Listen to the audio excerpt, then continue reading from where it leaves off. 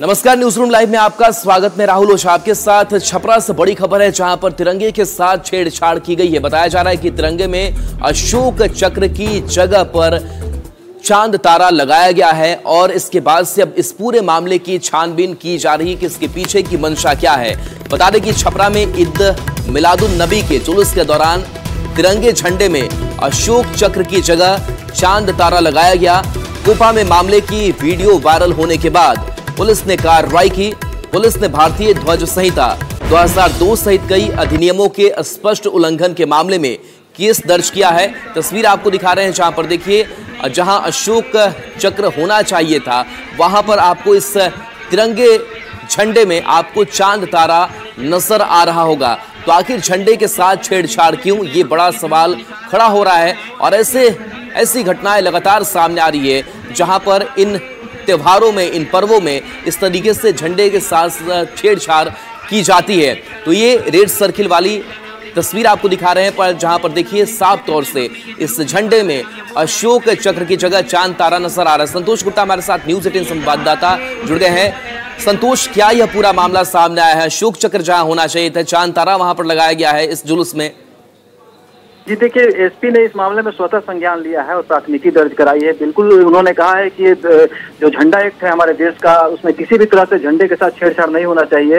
इसका सीधे तौर पर उल्लंघन माना है। हालांकि उन्होंने ये भी कहा पूरे मामले के तकनीकी पक्ष को वो देखेंगे और उसमें जांच के बाद ही कार्रवाई करेंगे। लेकिन जैसे ही ये मामला संज्ञान में अब पुलिस ने प्राथमिकी दर्ज कर ली है और किन लोगों ने इस तरह के जो सामाजिक तत्वों ने इस तरह से माहौल बिगाड़ने की कोशिश की है, उनके खिलाफ कार्रवाई की बात कही गई है।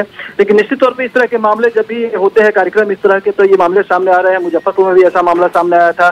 कई जगहों से ऐसी तस्वीरें सामने आई है कि झंडे के साथ इस तरह से छेड़छाड़ की गई है और कार्रवाई कर रही है। लेकिन जब छपरा का मामला जो सामने आई है, कोपा का मामला है, मैं बता दूं कि आज मोहम्मद साहब की जयंती का जुलूस निकाला गया था। काफी शांतिपूर्ण तरीके से पूरे जिले में ये कार्यक्रम चल रहा है। पुलिस ने मुकम्मल व्यवस्था की है, सुरक्षा की। वहां ये अचानक ये तस्वीर वायरल होने लगी, जिसके बाद एसपी ने इस मामले में स्वतः संज्ञान लेते हुए कार्रवाई की है। कार्रवाई करने के बाद मीडिया को जानकारी दी है। इस मामले में पुलिस कार्रवाई कर रही है। उन्होंने ये भी कहा है कि लोग संयम बरते, किसी तरह का अफवाह पर ध्यान न दे। चूंकि माहौल जो है अभी पूरी सौहार्दपूर्ण वातावरण में छपरा में जो है जुलूस निकाला जा रहा है। जो तमाम लोग हैं वो आनंद के साथ जुलूस निकाल रहे हैं। और इस बीच में ये जो तस्वीर सामने आई, तो उन्होंने कहा कि शरारती तत्वों की साजिश है और इस शरारती तत्वों की साजिश मान के ही पुलिस कार्रवाई कर रही है और जिन लोगों ने ऐसा किया उनकी पहचान की कोशिश की जा रही है। जी चलिए, शुक्रिया संतोष इस अपडेट के लिए आपका। तो देखिए, तस्वीर आपको दिखा रहे हैं। अब इस पूरे मामले पर एसपी ने कहा है कि हम इस मामले की जांच कर रहे हैं। जो लोग इसमें शामिल हैं उनको हम चिन्हित करके इनके ऊपर हम कार्रवाई करेंगे। वीडियो कोपा थाना के कोपा बाजार की बताई जा रही है, जहां जुलूस निकला था ईद मिलादुल नबी के मौके पर और यहां पर छपरा में तिरंगे झंडे में अशोक चक्र की जगह चांद तारा नजर आया। और देखिए, पटना में आज जेडीयू की बड़ी बैठक बुलाई गई थी, लेकिन इस बैठक में ऐसा कुछ हुआ जो कई बातों को अब जन्म दे रहा है। हम बात कर रहे हैं मंत्री विजेंद्र यादव की, जिनकी नाराजगी की खबर इस बैठक को लेकर के सामने आई है। पटना में जेडीयू की बड़ी बैठक थी। बैठक में नाराजगी की खबर सामने आई कि मंत्री विजेंद्र यादव नाराज हो गए। बताया जा रहा है कि तस्वीर नहीं होने से वो नाराज हो गए। पहले से बैठक की सूचना नहीं थी, उनका यह भी कहना है। कर्पूरी सभागार में बैठक आयोजित है और इसी बैठक को लेकर के मंत्री विजेंद्र यादव नाराज हो गए। मंत्री विजेंद्र यादव की अगर बात करें तो जेडीयू के वरिष्ठ नेताओं में से एक है। नीतीश कुमार के काफी करीब भी माने जाते हैं। लेकिन ऐसा क्या कुछ हुआ कि इनकी नाराजगी सामने आई? और चलिए हम विजेंद्र यादव का बयान आपको सुनाते हैं। पहले काहे हमको बुलाए? भाई हम नहीं जानते हैं सर, आप जानते हैं। तैयारी क्या माना जाए सर? कुछ नहीं, हम जनता दल में नहीं है।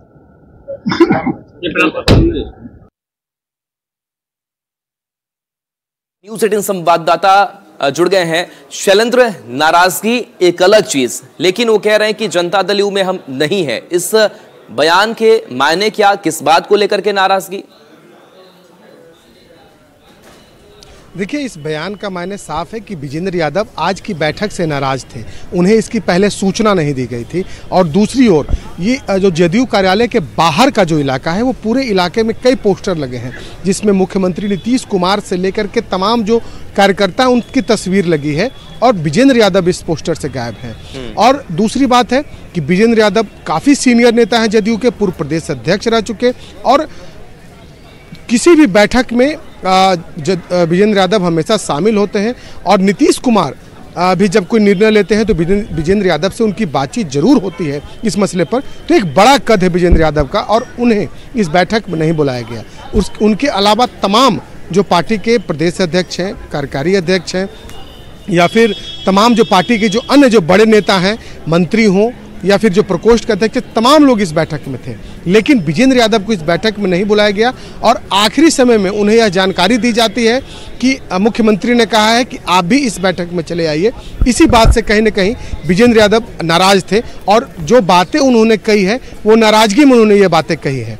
जदयू के सबसे पुराने और सबसे सीनियर लीडर में से एक हैं विजेंद्र यादव, और आज की जो बैठक है उस बैठक में पहले से उन्हें जानकारी नहीं दी गई। और यदि हम विजेंद्र यादव के स्वभाव की बात कर लें तो हमेशा वो गुस्सैले स्वभाव के नेता माने जाते हैं, और कई बार जो चीज़ें होती हैं उस पर नाराज़गी वो जता चुके हैं। मुख्यमंत्री के सामने भी यदि उन्हें वो बात पसंद नहीं होती है तो वो नाराज़गी जताते हैं। और आज भी जब वो बैठक में आए तो उनसे ये सवाल पूछा गया, उसी दौरान वो पार्टी के अन्य नेता जो संजय गांधी हैं, विधान पार्षद हैं, उनसे वो बातचीत कर ही रहे थे, उन्हीं से नाराज़गी जता रहे थे। लेकिन जब मीडिया का कैमरा और माइक उनके पास पहुंचा, उनसे पूछा गया कि आज की बैठक के मायने क्या है, क्यों आज की बैठक बुलाई गई है, जिसमें उन्होंने गुस्से में कहा कि वो जदयू में है ही नहीं। मतलब साफ था कि नाराजगी सबसे बड़ी इस बात को लेकर के है कि यदि इतनी बड़ी बैठक पार्टी ने आज बुलाई है तो उन्हें निमंत्रण पहले से क्यों नहीं दिया गया, पहले उन्हें इस बात की जानकारी क्यों नहीं दी गई। हालांकि पार्टी के नेता संजय झा और तमाम जो नेता हैं वो इस बैठक में इस वक्त मौजूद हैं, और ठीक हमारे पीछे जो कर्पूरी सभागार है, इसी सभागार में ये बैठक चल भी रही है, जिसमें सभी प्रकोष्ठ के अध्यक्ष हैं, पार्टी की पूरी कमेटी, पूरी जो टीम है। शैलेंद्र, कारण क्या माना जाए कि पहले सूचना इस बैठक को लेकर के विजेंद्र यादव को नहीं दी जाती है और अंतिम समय में उन तक जानकारी ये पहुंचाई जाती है कि आप इस बैठक में शामिल होइए, ये देरी क्यों? देखिए, ये जो गड़बड़ी है ये प्रदेश स्तर की गड़बड़ी मानी जा सकती है, क्योंकि जो हमारी बातचीत अन्य नेताओं से हुई उसमें साफ तौर पर एक बात निकल करके आई कि मुख्यमंत्री नीतीश कुमार के द्वारा जब ये पहल की गई और जब कहा गया तो वशिष्ठ नारायण सिंह, जो कि पार्टी के पूर्व प्रदेश अध्यक्ष रह चुके हैं, सीनियर लीडर हैं, वशिष्ठ नारायण सिंह और विजेंद्र यादव, इन दोनों को इस बैठक में शामिल होनी है। पहले से ये चीज़ें तय नहीं थी कि ये दोनों सीनियर लीडर भी इस बैठक में शामिल होंगे। पहले सिर्फ जो बड़े चेहरे जो पार्टी के अन्य जो चेहरे हैं उन्हें इस बैठक में आने की जानकारी दी गई थी। यदि हम बात कर लें उमेश कुशवाहा की, संजय झा की, अशोक चौधरी की और तमाम जो अन्य नेता हैं उनकी ही जानकारी दी गई थी। लेकिन बाद में जब बैठक शुरू होने वाला था उसके कुछ देर पहले विजेंद्र यादव को और वशिष्ठ नारायण सिंह को जानकारी जाती है कि आपको इस बैठक में शामिल होना है, और इसी कारण विजेंद्र यादव ने नाराजगी जताई कि जब पार्टी की इतनी महत्वपूर्ण और बड़ी बैठक का आयोजन किया गया है उसमें उन्हें पहले से क्यों नहीं जानकारी दी गई, क्यों नहीं उन्हें पहले कहा गया। और जो तस्वीरें भी लगाई गई हैं तमाम पार्टी कार्यालय के बाहर में, उन तस्वीरों में भी विजेंद्र यादव का कोई जिक्र नहीं है। तो आखिर इस बैठक में उन्हें आनन फानन में क्यों बुलाया गया?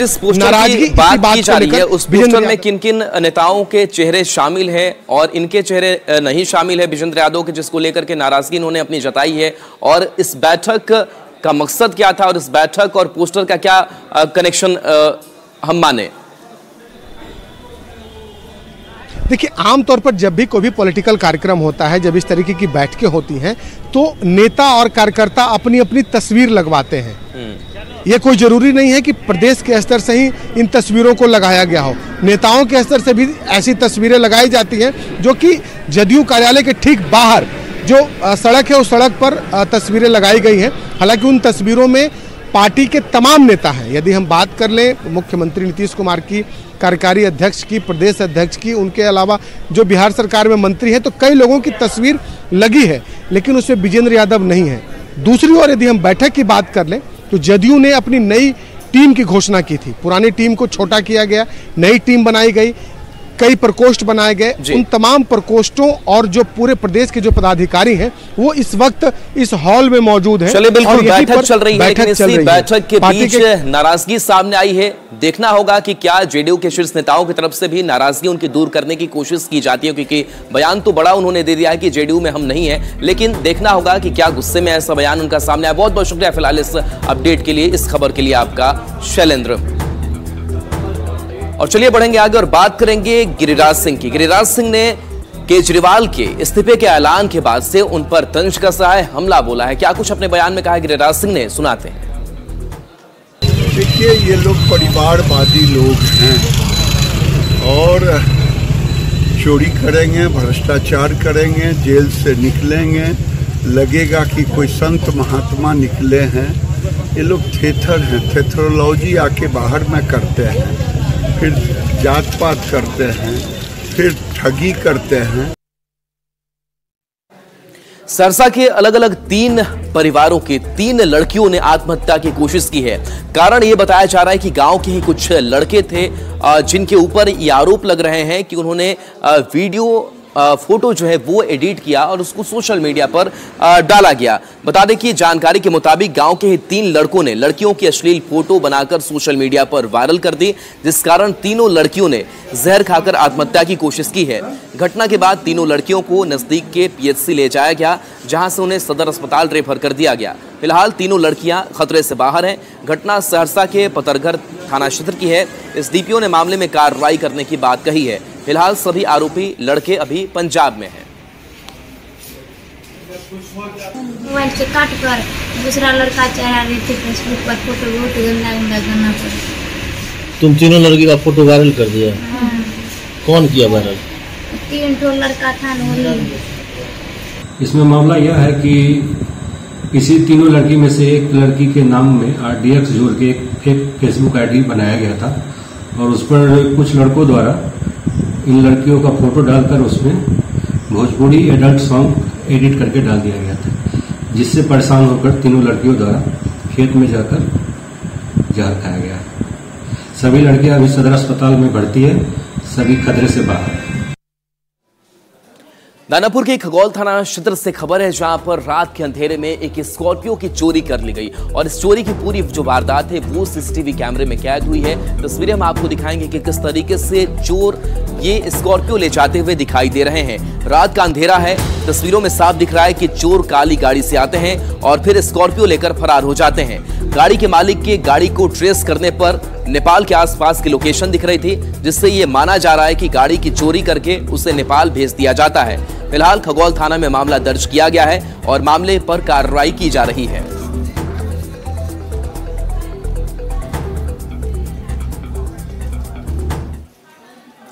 और बेगूसराय से बड़ी खबर है, जहां बच्चा चोरी मामले में अब खबर ये सामने आ रही है कि सकुशल उस बच्चे को बरामद कर लिया गया है। न्यूज़ 18 बिहार झारखंड ने थोड़ी देर पहले खबर दिखाई थी, जहां पर सीसीटीवी फुटेज भी हमने आपको दिखाया था कि कैसे एक महिला ने इस बच्चे को उठाया था और वो अस्पताल से बाहर निकल गई थी। अब खबर ये सामने आ रही कि पुलिस ने नवजात बच्चे को जब्त कर लिया है। सीसीटीवी फुटेज के आधार पर बच्चे को बरामद कर लिया गया है। सदर अस्पताल के इंटेंसिव वार्ड से बच्चा ये चोरी हुआ था और तस्वीर भी आपको दिखा रहे हैं, वही वो सीसीटीवी फुटेज है जहां पर लाल साड़ी पहनी हुई ये महिला उस बच्चे को लेकर के अस्पताल से बाहर जाती हुई दिखाई दे रही है। अब इस बच्चे को सकुशल बरामद कर लिया गया है।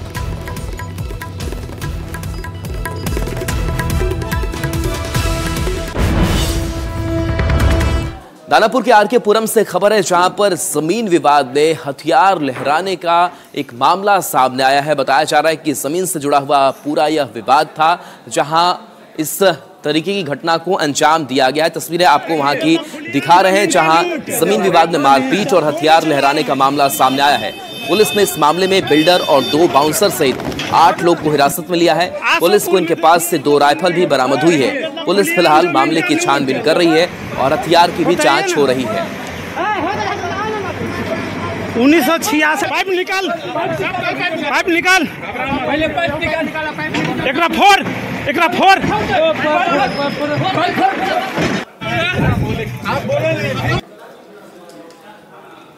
सूचना मिली कि लेखा नगर में भूमि विवाद को लेकर 2 पक्ष आपस में लड़ रहे हैं। सूचना सत्यापन हेतु जब पुलिस टीम को भेजा गया तो ज्ञात हुआ कि वहां पर राजन सिंह नामक एक बिल्डर अपने बाउंसर के साथ हथियार लेकर खड़े थे तथा द्वितीय पक्ष से विवाद चल रहा था। जब उनसे उस हथियार के लाइसेंस की मांग की गई तो राजन कुमार द्वारा खुद का कोई लाइसेंस प्रस्तुत नहीं किया गया, न ही उनके द्वारा बताया गया कि यह हथियार किनका है। बाद में सत्यापन के क्रम में पता चला कि उक्त हथियार उनके पिता का था, जो कि उनके पिता के पास धारण रहना चाहिए था, जिस हेतु राजन कुमार और उनके साथ बाउंसर को थाना पर लाया गया है। दोनों पक्षों के द्वारा लिखित आवेदन दिया गया है, जिसमें प्राथमिकी दर्ज की गई है। राजन कुमार का हथियार जब्त कर दिया गया है तथा आगे न्यायिक प्रक्रिया जारी है। पटना में 4000 से ज्यादा ऑटो जो डीजल वाले हैं, इसके साथ साथ मालवाहक चल रहे हैं। इसका असर अभी तो नजर नहीं आता है, लेकिन ठंड के मौसम में ये हवा को और भी खराब करेंगे और प्रदूषण को ये बढ़ाएंगे। हालांकि इस पर प्रतिबंध भी लगाया गया है, लेकिन ठंड बढ़ने के साथ ही इसका हवा में असर देखने को मिलेगा। बता दें कि दानापुर, फुलवारी, मीठापुर में डीजल वाले मालवाहक का सबसे ज्यादा उपयोग हो रहा है। डीजल ऑटो पर रोक होने के बाद भी कार्रवाई नहीं हो रही है। ज्यादा जानकारी दे रही है न्यूज 18 संवाददाता विनीता मिश्रा। पटना की वायु गुणवत्ता फिलहाल अच्छी है, लेकिन ठंड का दिन जैसे ही आएगा वायु की गुणवत्ता एक बार फिर से खराब होगी। कारण ये है कि अभी भी डीजल वाले वाहन पटना में चलते हुए नजर आ रहे हैं। ये तमाम ऐसे कई पिकअप वैन आपको नजर आ जाएंगे जो डीजल से चलते हैं। हालांकि इन वाहनों के परिचालन पर रोक है, बावजूद इसके इस पर अभी भी जो सब्जियां हैं या सामान है उसकी लाने ले जाने की जो विधि है वो लगातार जारी है। और यही वजह है कि एक बार फिर से वायु प्रदूषण का स्तर तेजी से बढ़ने वाला है। शहर में डीजल ऑटो पर रोक नहीं लग रही है। शहर की सड़कों पर लगभग 4000 से अधिक डीजल ऑटो और मालवाहक का परिचालन हो रहा है। बारिश के दौरान इसका असर नहीं दिखता, लेकिन ठंड बढ़ने के साथ ही इसका असर दिखने लगेगा। फुलवारी हो, दानापुर हो, खगौल हो, अनीसाबाद हो, ट्रांसपोर्ट नगर हो, पटना सिटी, सिपारा, ये तमाम ऐसे जगह हैं, चाहे मीठापुर हो, जहां पर डीजल वाले ऑटो मालवाहक सड़कों पर चल रहे हैं। डीजल वाहनों पर वैन होने के बावजूद इस पर रोक लगाने की कार्रवाई ना के बराबर है। जिम्मेदार विभाग और पदाधिकारियों को इसकी चिंता तक नहीं है। सरकार की तरफ से सब्सिडी भी दी जा रही है। जो डीजल वाहन है वो अगर सीएनजी में खुद को कन्वर्ट कराना चाहें तो सरकार की तरफ से सब्सिडी भी दी जा रही है। बावजूद इसके यहाँ देख सकते हैं, मीठापुर की तस्वीर हम आपको दिखा रहे हैं। ये जो तमाम मालवाहक नजर आ रहे हैं ये डीजल से चलने वाले हैं। इस पर रोक होने के बावजूद इनका परिचालन किया जा रहा है और इस पर फिलहाल कोई कार्रवाई नहीं की जा रही है। कैमरामैन अमित के साथ विनीता मिश्रा, न्यूज 18 पटना। पटना के पुनपुन घाट हॉल्ट पर पेयजल की कोई सुविधा नहीं है, जिसके बाद अब यात्री परेशान दिखाई दे रहे हैं। यात्री ये मांग कर रहे हैं कि यहाँ पर पीने के पानी की व्यवस्था की जाए, क्योंकि यहाँ परेशानी काफी ज्यादा हो रही है। स्थानीय लोग और समाज सेवकों में भी नाराजगी है। लोग कह रहे हैं कि यहाँ दो चापाकल है, लेकिन दोनों ही चापाकल खराब है, जिस कारण यात्रियों और श्रद्धालुओं को परेशानी का सामना करना पड़ रहा है। इतना ही नहीं, पुनपुन घाट हॉल्ट पर जगह जगह गंदगी का अंबार है। समाजसेवी मधुसूदन ने राष्ट्रपति को भी लिखित आवेदन देकर साफ सफाई, पेयजल और यात्रियों के ठहरने की व्यवस्था करने की मांग की है। पिछले 5-6 महीना से जो हैंडपंप जितने भी है ना प्लेटफॉर्म पर का सभी खराब है, जिससे यात्रियों को बहुत तकलीफ होता है। और अभी तो मेला लग रहा है, मेला अवसर पर तो एकदम मस्त है जरा चापाकल का। मेरे द्वारा माननीय राष्ट्रपति महोदय से मैंने अनुरोध किया गया था कि पुनपुन पितृपक्ष मेले के आयोजन को ध्यान में रखते हुए विश्राम गृह, पेयजल, शौचालय, साफ सफाई की व्यवस्था कराया जाए। जहां तक सूचना मुझे दिया गया है कि सब सारी व्यवस्था कर दिया गया है, लेकिन धरती पर कोई व्यवस्था नहीं है। पुनः हम राष्ट्रपति महोदय से मैंने मांग करते हैं कि यहाँ पर व्यवस्था करें, ताकि देश विदेश से आने वाले यात्रियों को देश विदेश से आने वाले यात्रियों को अच्छा संदेश जाए। खबर पटना के पुनपुन से है, जहां पर पिंडदान किया गया। बताया जा रहा है कि हथुआ महाराज यहां पर पहुंचे और उन्होंने पिंडदान किया। साथ ही साथ हथुआ महाराज ने यह भी कहा कि सनातन को कैसे हमें आगे बढ़ाना है, अपनी परंपरा को कैसे आगे बढ़ाना है, ये हमें लेकर के चलना चाहिए। बता दें कि पुनपुन से ये खबर, जहां अंतर्राष्ट्रीय पितृपक्ष मेला घाट पर हथुआ महाराज मृगेंद्र प्रताप शाही और महारानी पूनम शाही पहुंचकर अपने पूर्वजों का पिंडदान किया। उसके बाद शहीद रामानंद गोविंद सिंह पार्क पहुंचकर उनकी मूर्ति पर माल्यार्पण किया। इस दौरान उन्होंने पुनपुन पिंडदान स्थल पर 4 कमरे भी बनवाने की घोषणा की। अथुआ महाराज ने कहा कि सनातन धर्म आगे बढ़ता रहे, यही कामना है। 30 साल पहले हम यहाँ आए थे, उस समय से और आज के समय में आसमान जमीन का इम्प्रूवमेंट है। हम लोग बहुत खुश हैं। क्या कहेंगे पुनपुन पिंडदान के बारे में? भगवान करे ऐसे ही हमारा सनातन धर्म बढ़ता रहे और सनातन का इसी तरह रक्षा होती रहे। आने का तात्पर्य कि अपने पितरों की शांति के लिए हम लोग आए हैं, उनकी पूजा करने के लिए जो हमारी हिंदू परंपरा में बना हुआ है, इसके लिए हम आए हैं।